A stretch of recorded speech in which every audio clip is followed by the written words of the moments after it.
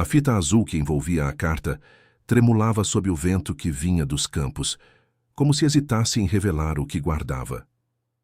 Era uma manhã cinzenta no condado de Norfolk, e os sinos da paróquia ecoavam com solenidade, anunciando o que muitos chamavam de o casamento do ano, embora poucos ousassem chamar aquilo de amor. O conde de Halborne, Lord Elias Montfort, de 27 anos, erguia o queixo diante do espelho dourado do salão nupcial. Os criados o vestiam com precisão militar. A casaca azul escura, o lenço de linho francês, a espada cerimonial que jamais empunhara em batalha. Era bonito, inegavelmente. Olhos escuros, mandíbula firme. Mas em seus olhos, algo parecia ausente, como se parte de si tivesse permanecido nos campos atrás do estábulo, onde a grama era mais sincera do que qualquer tapete persa sob seus pés. A duquesa Emmeline Ashbury, sua futura esposa, esperava na nave da capela vestida em rendas herdadas de 3 gerações de sangue azul. Ela tinha o olhar de quem nascera para ser reverenciada e desprezava a necessidade de conquistar qualquer coisa. Viera de Sussex, rica, orgulhosa e determinada a unir 2 nomes antigos, custasse o que custasse, e custara. Os convidados, nobres, viscondes, barões e primas altivas, enchiam o salão decorado com glicínias brancas. Entre sorrisos treinados e olhares enviesados, pairava um murmúrio que nenhum criado ousava nomear. Elias não queria aquele casamento. Sabia-se que fora pressionado pelo pai, o velho duque de Halborne, antes de morrer, com uma promessa feita à família Ashbury: unir casas, unir terras, unir poder. Mas havia uma ausência dolorosa no altar, uma ausência de pele morena e mãos calejadas. Annabel, a moça do estábulo, a quem ninguém havia convidado. Ela estava longe dali, ou assim achavam. Mas, na verdade, a poucos metros atrás das cortinas espessas do salão inferior, escondida pelo criado mais antigo da casa, Annabel segurava a carta que Elias lhe pedira para guardar até a hora exata. Seus dedos trêmulos tocavam a caligrafia conhecida e seus olhos marejavam, mas não com tristeza. Havia algo mais naquela manhã. Uma tensão costurada em silêncio. Lá em cima, Elias fitava o altar. Seus votos não estavam no bolso do paletó. Estavam com Annabel, que o relógio prestes a marcar o meio-dia não traria apenas um casamento. Trazeria um rompimento, um gesto irreversível, uma carta que mudaria tudo. As cordas do quarteto ecoavam pelas colunas do salão com uma elegância coreografada, enquanto os convidados se acomodavam nos assentos com sorrisos compostos e leques agitados. O casamento do jovem conde com a duquesa de Ashbury era comentado em cochichos sutis, muitos dos quais carregavam um certo deleite venenoso. Pelo menos ela saberá mantê-lo na linha. Ou ainda, finalmente, um título para equilibrar o nome dela.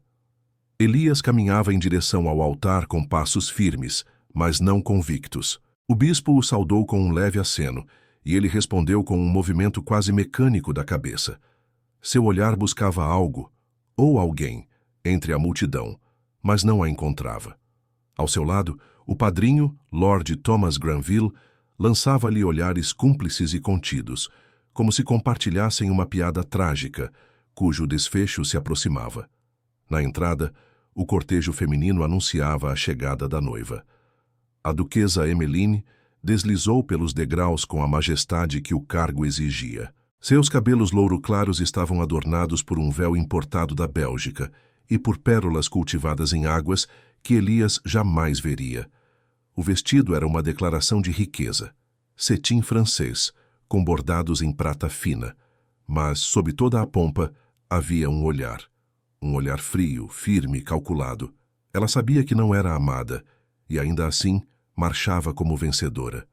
Os olhos de Elias a encontraram, mas não se demoraram. Estavam vazios de ternura, como uma moldura sem retrato. Do lado de fora, nos jardins, escondida entre arbustos de lavanda, Annabel observava pela pequena fresta deixada entre as cortinas do salão inferior. Vestia uma roupa modesta de algodão cinza, os cabelos presos com simplicidade. Seus olhos, grandes e escuros, Brilhavam não com ciúmes, mas com a dor da resignação. Sabia o que aquele casamento significava. Sabia que Elias jamais deixaria de ser conde, e ela, moça de estábulo. Mas em suas mãos, apertada contra o peito, estava a carta. Era mais do que papel. Era uma promessa. Ela recordava a noite em que ele a escrevera. Em sua presença, a luz bruxuleante de uma lamparina esquecida atrás dos celeiros. Lê-la ou não será sua escolha, Annabel, ele dissera, mas escrevo com tudo que meu título não pode dizer. Annabel, então, sentiu a mão de um criado tocar seu ombro. Era o velho Jonathan, mordomo da família desde os tempos do avô de Elias. Seus olhos marejados, cúmplices e cansados, assentiram. Está na hora, menina, sussurrou ele. Se for fazer isso, que seja agora. Ela engoliu em seco. No altar, o bispo já começava a introdução litúrgica. A duquesa mantinha um leve sorriso nos lábios, ensaiado, como o de uma estátua. Elias, por sua vez, apertava um papel diferente em sua mão. Não os votos impressos por seu secretário, mas um envelope em branco, selado com cera azul. O mesmo azul da fita que Annabel ainda segurava. E então, pela primeira vez naquela manhã, ele olhou para o bispo com firmeza. Antes que prossigamos, há algo que precisa ser lido. O murmúrio dos bancos se intensificou. A duquesa arqueou uma sobrancelha, e Annabel, atrás da cortina, deu um passo adiante. Antes de sua mão empurrar a cortina, antes do salão se calar diante da presença improvável, Annabel recordou. Ela tinha 17 quando chegou à propriedade Halliburn, com as botas encharcadas e a pele manchada de lama, fugindo de uma vila que a chamava de bastarda. Não conhecera o pai. Sua mãe morrera de febre quando ela ainda carregava bonecas feitas de trapos. A oportunidade de trabalhar nos estábulos da propriedade fora tudo o que lhe restara, e ela agarrara com uma força silenciosa que poucos percebiam. Elias a viu pela primeira vez numa manhã gelada de outono, quando o cavalo de caça que montava se descontrolou no bosque. Annabel, com a calma de quem cresceu entre animais, segurou as rédeas e acalmou o garanhão como se sussurrasse em uma língua esquecida. O jovem conde, sujo de terra e com a fúria da juventude em seus olhos, desceu do cavalo e a fitou como se nunca tivesse visto alguém verdadeiramente vivo. Naquela noite, ele apareceu nos estábulos com um livro nas mãos. Para agradecer, disse, mas não sabia o que moças como você leem. Ela não sabia ler, então ele ensinou. Sob a luz fraca de lamparinas e entre o cheiro de feno, passaram semanas lendo palavras de poetas que nenhum dos dois compreendia por completo, mas que pareciam contar a história que ambos evitavam dizer em voz alta. Elias ria de seus próprios erros, e Annabel o corrigia com a ousadia de quem não tinha nada a perder. Quando o beijo finalmente aconteceu, foi mais silencioso do que um sussurro. Ela lavava as mãos num balde de água, e ele se aproximou sem palavras, apenas encostando os lábios nos dela como se pedisse permissão. Mas ali não havia espaço para eles. A realidade era uma cela disfarçada de castelo. Elias era filho de um duque. Ela, filha de ninguém. E quando o pai de Elias adoeceu, as cartas começaram a chegar. Famílias de renome ofereciam alianças, dotes, territórios. A escolha de Emmeline Ashbury não foi feita por amor, mas por lógica ancestral. Na última noite antes do anúncio oficial, Elias procurou Annabel. Não posso lutar contra todos eles, disse, os olhos rubros de impotência, mas não deixarei que pense que foi nada. E escreveu a carta. Annabel não tentou impedi-lo, não chorou, apenas o ouviu. E quando ele partiu, abraçou aquele papel como se fosse o único pedaço de futuro que lhe restava. Agora, com os olhos voltando ao presente, ela empurrou a cortina. Os murmúrios cessaram. A presença de uma criada, uma moça do estábulo, uma mulher sem sobrenome, era uma afronta àquela cerimônia cravada de tradições. Ela caminhou com passos contidos, mas firmes, e parou na metade do salão, segurando a carta. Elias a viu. E pela primeira vez em semanas sorriu. Não de alegria, mas de alívio. A verdade finalmente caminhava entre eles. Havia semanas, talvez meses, que Elias preparava aquilo. Cada gesto contido, cada olhar furtivo, cada recusa em repetir os votos decorados pela mãe haviam sido peças silenciosas de um plano que só ele e Annabel conheciam.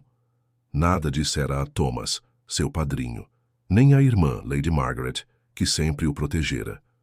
Menos ainda a duquesa, que esperava um marido como se esperasse um cavalo bem domado. Ele havia deixado pistas, pequenas e deliberadas. Os votos tradicionais impressos em papel marfim e entregues dias antes ao bispo foram recusados. Disse que escreveria os seus. Quando a mãe questionou, ele respondeu com polidez: "Palavras verdadeiras requerem minha mão, não a de um secretário." Chamou o advogado da família 3 vezes na última quinzena, sob o pretexto de revisar o testamento herdado do pai. Mas pediu também que uma segunda cópia fosse preparada, um documento simples, mas legalmente válido, no qual ele expressava seu desejo de abrir mão da herança em caso de nulidade matrimonial forçada. Uma ameaça velada que só o velho advogado entendeu. "Se me prenderem nesta aliança, não terão minhas terras." Enquanto todos se ocupavam dos preparativos da cerimônia, dos convites e das flores, Elias cavalgava até o bosque atrás da propriedade. Ninguém ousava perguntar o motivo, mas todos notavam sua ausência. Lá encontrava Annabel, e com ela deixava partes de si: um lenço com seu brasão, um livro de Byron, uma caixa de madeira com uma pequena medalha que ganhara aos 12 anos, quando salvara um cão da morte. Mas o mais importante foi a carta. Ele a selou com cera azul, sem brasão, e a entregou a ela com olhos firmes. Disse: "Se eu não conseguir dizer o que sinto, você dirá por mim." Jonathan, o mordomo, ouvira tudo sem querer, e calara-se por escolha. Foi ele quem conduziu Annabel até os fundos do salão, na manhã do casamento. Vestiu-a com um manto escuro que escondia sua presença, e ao sinal combinado, o momento em que Elias recusasse os votos preparados, ele a guiou até a cortina. Agora os olhos da nobreza se fixavam nela como punhais envenenados. Lady Clarissa, prima da duquesa, levou a mão ao pescoço com indignação. O bispo hesitava com o livro aberto, incerto sobre o que dizer. E a duquesa ali, ereta como uma coluna grega, cruzava os braços lentamente, o queixo levemente erguido, não por surpresa, mas por orgulho ferido. "O que é isso?" Sua voz cortou o ar, doce e cruel como vidro. "Uma criada ousa interromper uma cerimônia sagrada?" Elias deu um passo à frente. "Não é uma interrupção, duquesa. É uma verdade que eu me recusei a enterrar." Ele estendeu a mão. Annabel se aproximou e lhe entregou a carta. Com dedos firmes, Elias rompeu o lacre diante de todos. Seu rosto estava sereno, mas os olhos brilhavam com a chama de algo irredutível. A sala estava muda. Até mesmo os pássaros nas janelas pareciam conter o canto. Ele inspirou fundo e começou a ler. "Annabel, este nome que ninguém pronuncia e que vive em mim mais do que qualquer título herdado. Escrevo-te estas palavras no limiar de um altar que me recusarei a atravessar por completo, pois o que esperam de mim não é amor, é obediência. Mas se devo falar diante de Deus, que seja com a verdade." A voz de Elias ecoava clara e firme pelo salão, reverberando nas colunas frias e nos ouvidos altivos de uma aristocracia que jamais ouvira palavras tão impróprias em uma cerimônia nupcial. Cada sílaba arrancava um pouco do véu que encobria décadas de convenções e alianças, e expunha, sem piedade, o que se escondia sob as joias e os brocados. O bispo abaixou o livro, pasmo. A mãe de Elias levou a mão à boca. Lady Margaret se levantou, instintivamente, os olhos fixos no irmão. A carta continuava. "Desde que aprendi teu nome, nenhuma outra palavra me pareceu mais viva. Tu me ensinaste a escutar o mundo como ele é, sem filtros, sem protocolos. Contigo li mais do que versos. Li quem eu era. E agora me pedem que finja, que prometa o que meu coração já deu a outra. Não posso." Ao ouvir o "não posso", um burburinho irrompeu entre os bancos. Os leques pararam de se mover. Uma senhora desmaiou, talvez mais por conveniência do que por emoção. E a duquesa Emmeline, ainda imóvel com os olhos fixos no noivo, ergueu um sorriso torto, de desprezo, de incredulidade, de quem jura que aquilo será corrigido com um único gesto. Elias, porém, não hesitou. Se devo prometer fidelidade, prometo-a àquela que nunca me pediu nada além da minha presença. Se devo fazer votos, que sejam perante os céus, não perante tronos. E se sou amaldiçoado por não me dobrar à linhagem, então que me deserdem, mas não me calem. Silêncio. O papel foi dobrado com calma e devolvido a Annabel, que o guardou junto ao peito, onde antes carregava a vergonha de ser invisível. A duquesa, então, deu um passo adiante. Isso é uma farsa, disse a voz gélida e polida como prata recém-polida. Uma performance, uma fraqueza. O Sr. Elias Montford foi prometido a mim por aliança entre casas, e não se desfaz um pacto nobre por um capricho doméstico. Um riso abafado se ouviu ao fundo. Lord Thomas, até então calado, ergueu-se de seu assento.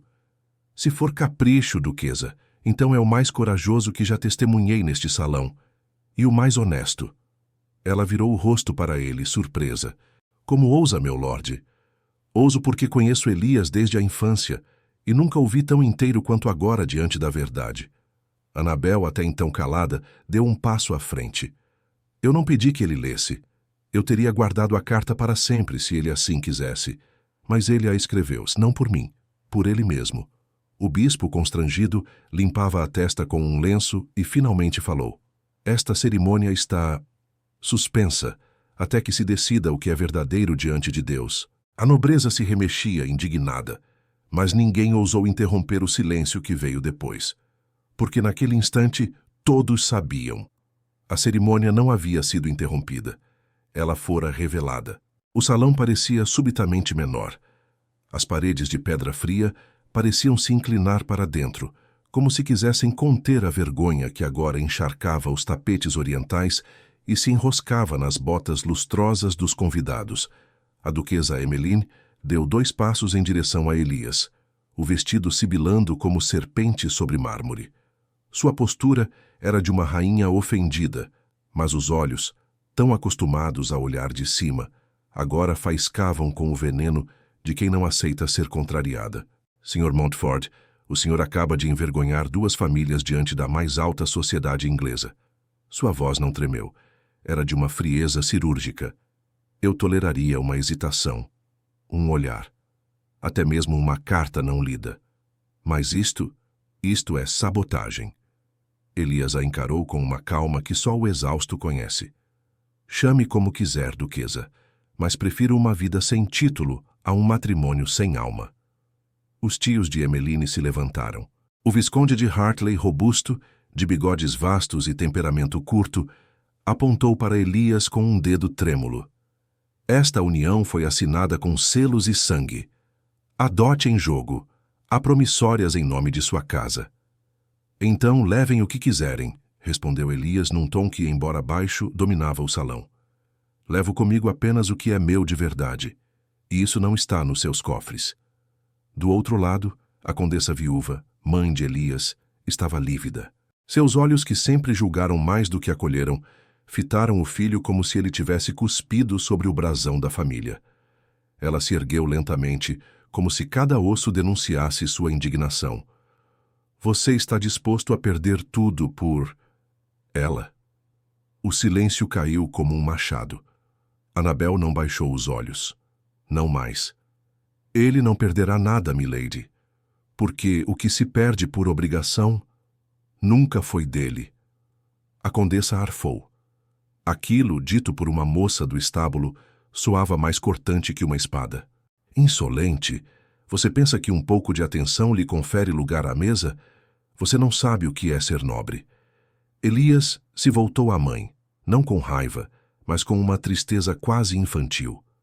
Talvez não saiba, mas sei o que é ser livre. O velho advogado, que até então permanecia nas sombras, pigarreou e deu um passo à frente, segurando um pequeno maço de documentos. Se me permitem, o jovem conde previu que este momento poderia gerar disputas. Está aqui uma cópia da revogação do contrato de noivado, redigida por sua própria mão e assinada na presença de testemunhas, inclusive de sua irmã, Lady Margaret. Todos se voltaram para Margaret, que permanecia de pé ao fundo, os olhos marejados, mas firmes. Eu assinei, sim. Sua voz era baixa, mas clara, porque já vi demais nesta casa ser selado por obrigação, por aparência, e terminar em solidão. O Visconde de Hartley deu um passo, como se quisesse avançar. Mas Thomas, o padrinho, se interpôs, agora com o semblante sério de um soldado. Tente, meu lorde, e sairá daqui manchado por algo mais que escândalo. Ninguém se moveu. Annabel sentia as pernas trêmulas, mas permanecia de pé. Não pelo orgulho, mas por algo mais profundo. A convicção de que, pela primeira vez, estava onde devia estar. Elias se aproximou dela, devagar, como quem desafia um campo minado. Eu não te trouxe aqui para humilhá-la, nem para me exibir. Eu precisava que o mundo visse que o que sinto não é invenção de criados. Annabel abriu os lábios, mas nada disse. Apenas assentiu. Uma lágrima escorreu, silenciosa. A duquesa recuou 2 passos. Sua dignidade não permitia um escândalo maior. Ainda será lembrado, Lord Elias, mas não como pensa. Disse por fim, antes de girar nos calcanhares e deixar o altar. E o som de seus saltos sobre o mármore ecoou como um selo partido.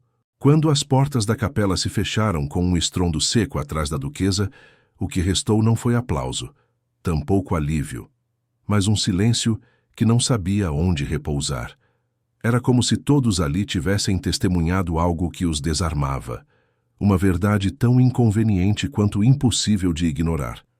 Lady Margaret foi a primeira a se mover. Atravessou o salão devagar e parou diante de Elias.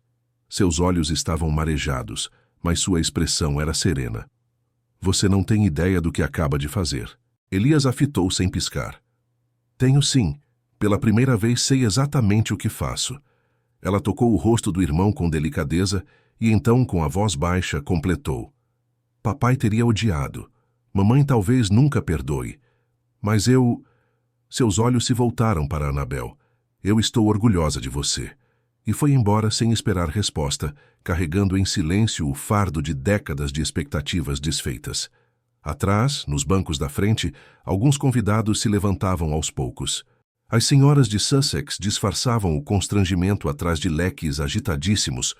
Os cavalheiros trocavam murmúrios sobre escândalos passados, buscando uma referência que os tranquilizasse. Mas não havia. Aquilo era novo. Aquilo era inaceitável. Aquilo era, sobretudo, verdadeiro demais. A mãe de Elias não se moveu. Permaneceu sentada, o olhar fixo em algum ponto do passado. Quando por fim falou, foi com uma voz que parecia vir de outro tempo. Você destruiu tudo pelo que seu pai viveu. Elias se virou lentamente. Ele viveu por poder. Eu quero viver por algo mais. Ela não respondeu.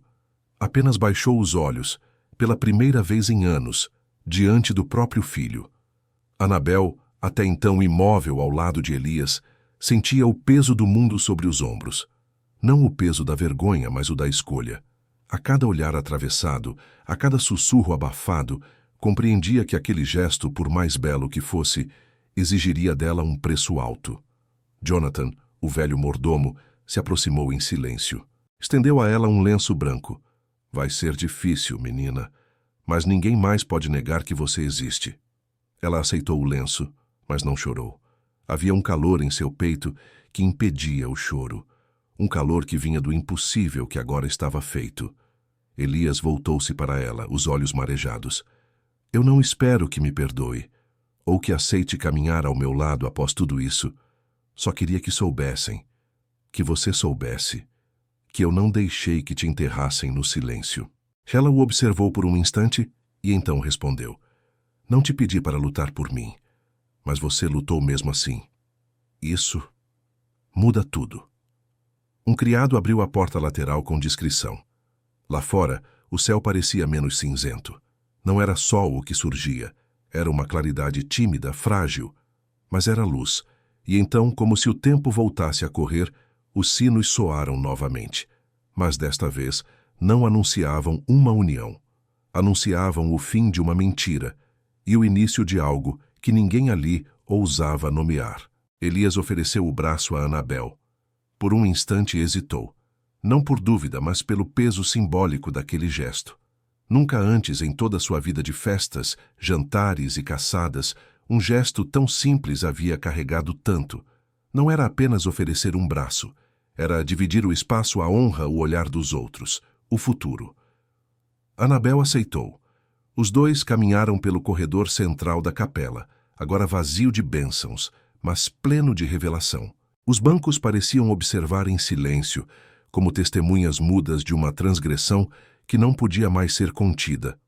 Os olhos dos presentes os seguiam com uma mistura de horror, inveja e, em alguns rostos, admiração. Eles não saíram pelos fundos. Saíram pela porta principal. A mesma por onde Emeline havia passado momentos antes, carregando consigo o peso da tradição traída. Mas agora, a imagem era outra. A criada e o conde, lado a lado, sob o olhar de Deus e dos homens. Do lado de fora, a carruagem dourada que deveria levar os recém-casados para a recepção ainda os aguardava, com o cocheiro olhando para frente, sem ousar mover um músculo. Elias fez sinal para Jonathan. "Mande selarem o cavalo castanho", disse calmamente. O mesmo que Anabel salvou anos atrás.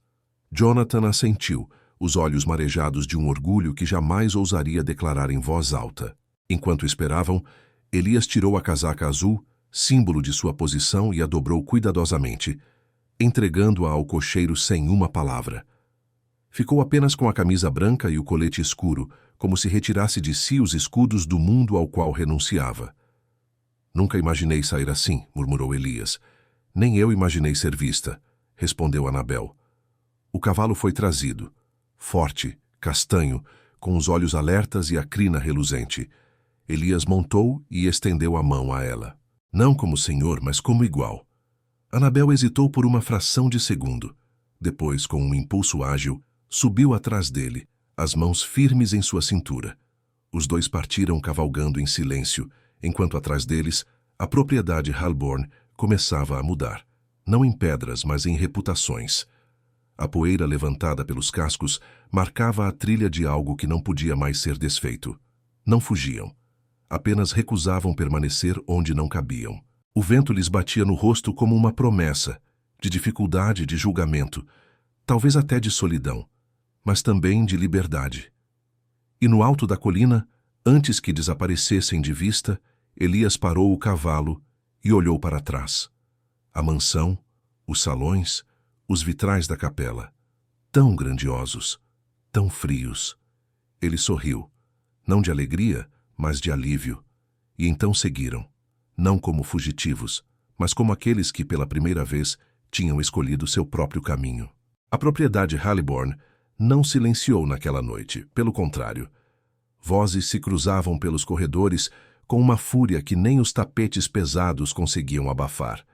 Portas batiam, bilhetes eram escritos com mãos trêmulas e criados corriam de um lado para o outro, não com tarefas comuns, mas com rumores. Na ala leste, a condessa viúva trancou-se em seus aposentos, recusando visitas, chá ou conselhos. Mandou que retirassem todos os retratos do falecido marido das paredes, como se, ao apagar a memória dele, pudesse apagar também o fracasso de sua linhagem.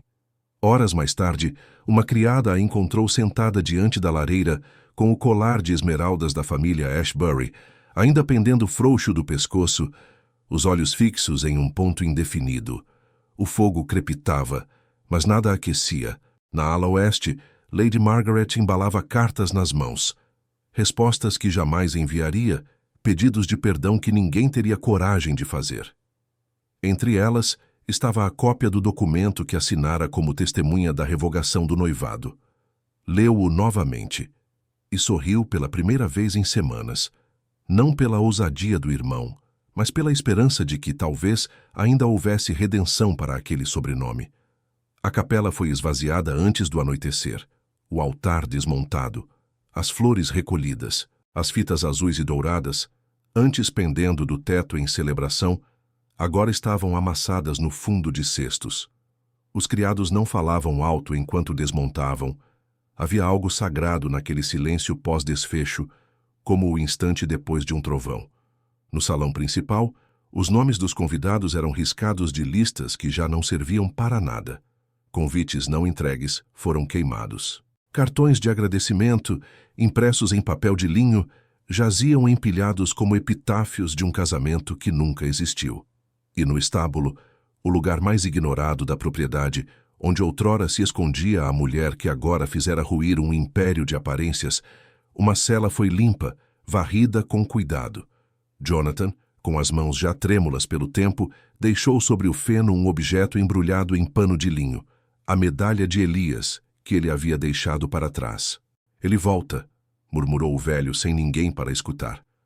Talvez não hoje, talvez não aqui, mas volta, porque ninguém abandona o que é seu de verdade.